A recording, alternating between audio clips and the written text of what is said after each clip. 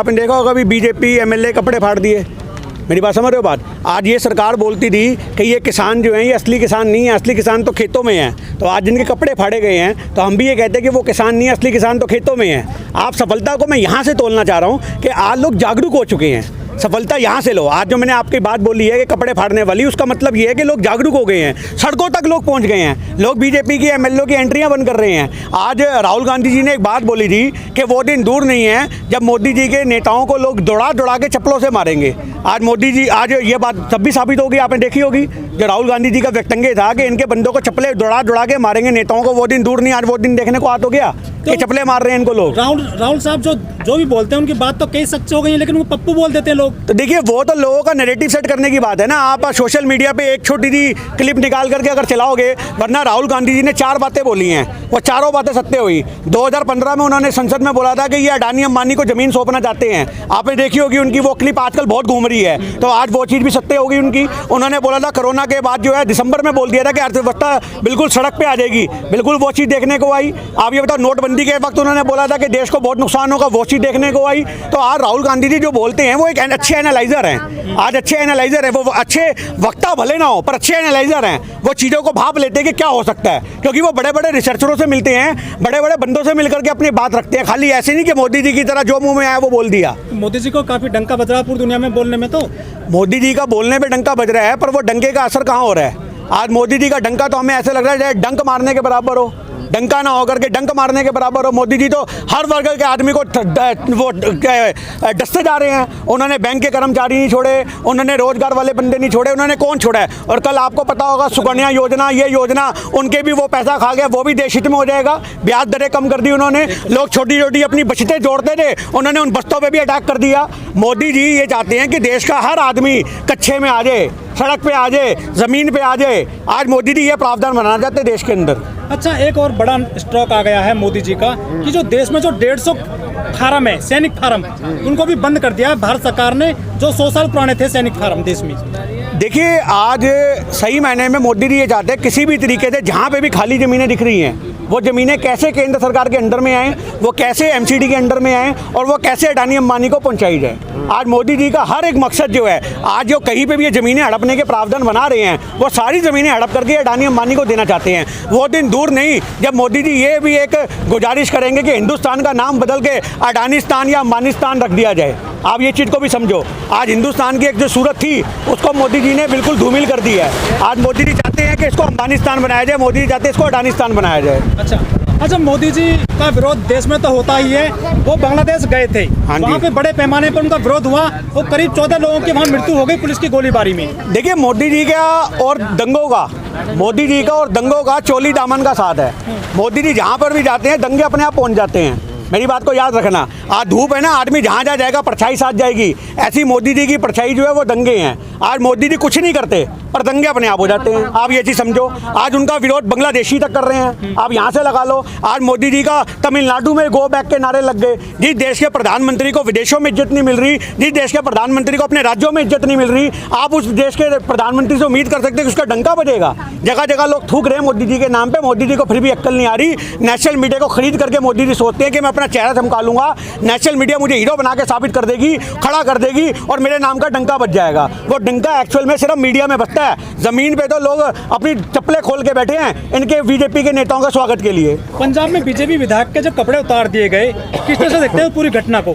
पूरी घटना को इस तरह से देखते हैं, पहली बात तो लोगों को पूरे कपड़े पहनने चाहिए, है नहीं बात। पैंट के नीचे, पजामों के नीचे के जो अंदर के कपड़े वो भी पहनने चाहिए कि भैया कभी भी कोई हादसा हो सकता है। ऐसा इस चीज़ से संज्ञान लेने की जरूरत है। इसके बाद कच्छों की बिक्री बहुत बढ़ गई। हमने सुना है बीजेपी के मंत्रालयों के अंदर बहुत कच्छे बिक रहे हैं आज, तो उसका क्योंकि उनको पता है हमारे साथ भी ये हादसा हो सकता है। एक तो यहाँ से हम ऐसे देख रहे हैं और दूसरा हम इसको यहाँ से देख रहे हैं कि जनता अवेयर हो चुकी है, जनता जागरूक हो चुकी है। जनता आज ये चीज़ समझ चुकी है कि नेताओं को दौड़ा के मारो, क्योंकि इनको हमने वोट देकर के संसद में भेजा है और संसद से बाहर निकालने का लोगों के पास। आप एक बार देखिए, जब एक इंसान की आवाज़ सुनी नहीं जाती ना तो वो क्या करता है, या तो वो आत्महत्या करता है या वो मार देता है। आज जनता के साथ वो सिचुएशन हो चुकी है। आज मोदी से सताए लोग जो हैं उनके पास 2 ही ऑप्शन है, या तो वो मर जाएं या इनके कपड़े फाड़ दें। तो हर आदमी क्यों सोचेगा मरने की, वो इसलिए इनके कपड़े फाड़ना ज़्यादा बेहतर समझ रहा है। जिस तरह से पंजाब में बीजेपी का सुपड़ा साफ होगा, क्या वो अब हवा हरियाणा में भी बनने लगी है?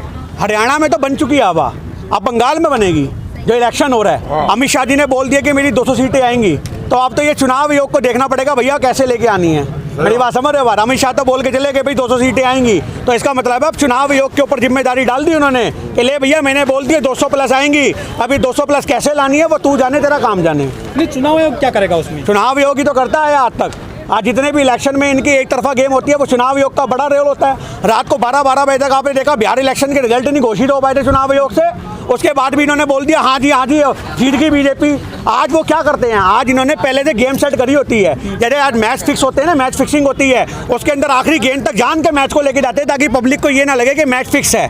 तो आज ऐसी ईवीएम का खेल फिक्स होता है, आज इलेक्शन का रिजल्ट भी फिक्स होता है। इनके ऊपर भी लाखों करोड़ रुपए के सट्टे लगते होंगे, मुझे ऐसा लगता है कि किसकी पार्टी बनेगी किसकी नहीं बनेगी, और उसी के प्रावधान के तहत ये काम होता है। साहनी जी, जिस तरह से खट्टर साहब का हेलीकॉप्टर नहीं उतरने दिया था हरियाणा में, और आज दुष्यंत चौटाला का भी जो है वहाँ पे काफ़ी विरोध हुआ है, उनको जो है बहुत विरोध झेलना पड़ा है किसानों का। देखिए आज जो इंसान किसानों पे राजनीति करेगा उसको ये चीज़ तो झेलनी पड़ेगी। आज बहुत सारी राजनीतिक पार्टियां इनमें अपना उल्लू सीधा कर रही हैं। आज आपको पता है ना कि भैया दुश्मन का दुश्मन दोस्त होता है, आज वही चीज़ हो रही है। आज लोगों को पता है ये किसानों से खफा आदमी है, हम किसानों की यहाँ पे वो करेंगे, एक तारीफ करेंगे तो किसान हमारी तरफ आ जाएंगे, पर किसान बेवकूफ़ नहीं है। जो रोटी उगाना जानता है वो दिमाग पढ़ना भी जानता है। किसान को पता है कि ये राजनीतिक दल जो है हमारे साथ जुड़ करके सिर्फ भाई लूटने के लिए आए हैं और ये कुछ नहीं कर रहे, तो इसलिए हर राजनीतिक पार्टी का वो समर्थन जो है नहीं करेंगे। आज मैं तो कहता हूँ किसानों को अपनी एक पार्टी बना लेनी चाहिए। मेरी बात समझ, शुभ किसान मोर्चा इतने हिंदुस्तान में फैला हुआ है, अपनी एक पार्टी बनाएं, अपने संसद में बंदे भेजें और वहाँ पर जा करके इनका विरोध करें। ज़मीन से विरोध तो बहुत कर लिया। लेकिन हरियाणा के मंत्रियों ने कहा था कि जो किसान है सिर्फ वही किसान यहाँ पर रुका हुआ है जो शराब पीते हैं, जिनको फ्री की रोटी मिलती है। देखिए फ्री की रोटी तो ये लंगर है, आज ये लंगर पे उन्होंने उंगली उठा दी। आज इसको फ्री की रोटी नहीं कहते, लंगर जो होता है वो प्रसाद होता है। प्रसाद को आप फ्री या पैसों में नहीं तोल सकते, पहली चीज़ तो ये है। और उन्होंने शराब की बात बोली है, तो आज शराब बंदी कर दे सरकार, क्यों सरकार इस शराब के ठेके लगा के बैठी हुई है?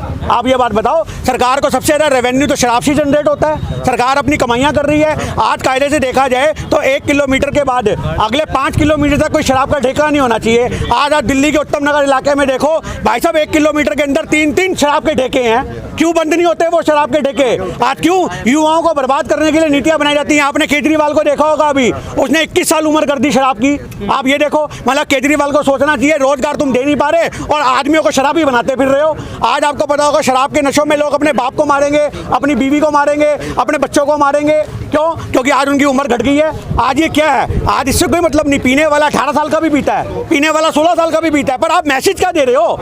आप 25 साल से उम्र घटा के 21 साल कर रहे हो। आपको तो शराब के ठेके बंद कर देने चाहिए, आप शराब की दुकानें बंद कर देनी चाहिए। मोदी जी बांग्लादेश गए थे, वहाँ पूजा करी थी जिस मंदिर में, वो उसको भी जो है जला दिया है, तोड़ दिया है लोगों ने। देखिए आज मोदी जी जहाँ जहाँ जाएंगे ना वहाँ आग लग जाएगी। समझ रहे बात? मोदी जी के जहाँ जहाँ कदम पड़ते हैं ना वहाँ पे एक माहौल बन जाता है बिल्कुल और बिल्कुल नफरत का। ये क्यों होता है ये हमें भी समझ नहीं आती। आज मोदी जी के कदमों के अंदर कोई मनुष्यत है? आज मोदी जी के कदम जो हैं वो आग उगलते हैं। आज मोदी जी के जो साथ साथ चलते हैं वो दंगे साथ चलते हैं, हमें समझ नहीं आती। इनके सारे नेता ऐसे हैं भाई साहब। वो आपने देखा होगा उत्तराखंड वाला, वो फटी जीन्स पे बात कर रहा है। आज देश की तेरे को तू कह रहा है फटी जीन्स से महिलाएं पहनती हैं, आज तेरे को फटे किसानों की किस्मत नहीं दिखी। आज किसान तेरे को दिखना चाहिए, तेरे को फटी जीन्स दिख रही है। आज तेरे को देश में बेरोजगारी का आलम दिखना चाहिए, तेरे को गोटा झांकता हुआ दिख रहा है जीन्स में फटा हुआ। साहनी जी बांग्लादेश गए थे मोदी जी और वहाँ पे कहते हैं कि बांग्लादेश की आज़ादी में जो सत्याग्रह आंदोलन हुआ था मैं उसमें जेल गया था। अच्छा, ये जो बोलते हैं मोदी जी ऐसा, इनको भाषण कौन लिख के देता है या खुद ऐसा बोल देते हैं वो? देखो एक आदमी की उम्र हो जाती है, जब एक आदमी की उम्र होती है ना उसकी बातों को दिल से ना लेके हंसी में टाल देना चाहिए। आज मोदी जी उम्र दराज आदमी हो चुके हैं, 70 साल के हो गए हैं, उन्हें खुद को पता नहीं लगता। आज उन्हें खुद को पता नहीं लगता वो बोलते क्या हैं। और आज छोटी सी बात देखो कि भारत तो खुद उनको आज़ाद करा रहा था, तो इनको जेल में किसने डाला?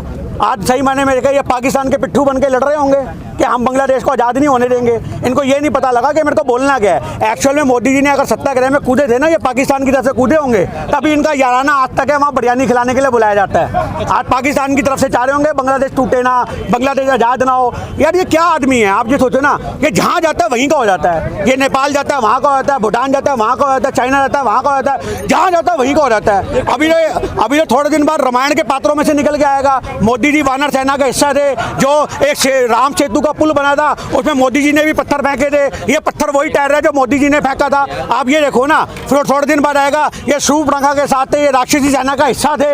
भैया सब कुछ सुनने को आएगा, कल क्योंकि सुब्रमण्यम स्वामी ने कहा कि प्रधानमंत्री पाकिस्तान के साथ समझौता कर लिए हैं कश्मीर को लेकर के, और अब जल्द ही इमरान खान के साथ लंदन में डिनर भी करते दिखाई देंगे। सुब्रमण्यम स्वामी इनका सबसे ज़्यादा समझदार नेता है बीजेपी का, एक नितिन गडकरी और एक सुब्रमण्यम स्वामी। हम ये कहते हैं सुब्रमण्यम स्वामी जो है इनको आगे लेके आना चाहिए था, इन जैसे बंदों को एक फाइनेंस मिनिस्टर बनाना चाहिए था। जब अरुण जेटली को बनाया गया, ऐसे आदमी को बनाते तो शायद देश तरक्की कर जाता। सुब्रमण्यम स्वामी एक स्पष्ट वक्ता हैं, वो क्लियर बात करते हैं, उनको इससे कोई मतलब नहीं है। मेरी बात आप समझ रहे हो बात? तो आज के टाइम में वो बिल्कुल सही बात बोलते हैं, वो मोदी का विरोध करना भी जानते हैं बड़े अच्छे तरीके से। तो हम सुब्रमण्यम स्वामी जी का सपोर्ट करते हैं, उनकी हम पक्ष रखते हैं कि वो जो बोलते हैं वो सही बोलते हैं। साहनी जी, किसानों ने कॉल दे दिया कि हम जो है संसद मार्च करेंगे, संसद भवन जाएंगे, क्या मई में जाएंगे, किस तरह से दिखता है? बिल्कुल जाना चाहिए। जब एक इंसान सुन नहीं रहा तो आप क्या करोगे? आज आप मेरे को 4 बार आवाज़ मारो और मैं बहरा बन जाऊं, मैं ना सुनूं, तो आप भी मेरे को पकड़ के झिंझोरोगे ना। तो आज सरकार को झिंझोरने के लिए एक ही हथियार है, वो है संसद भवन।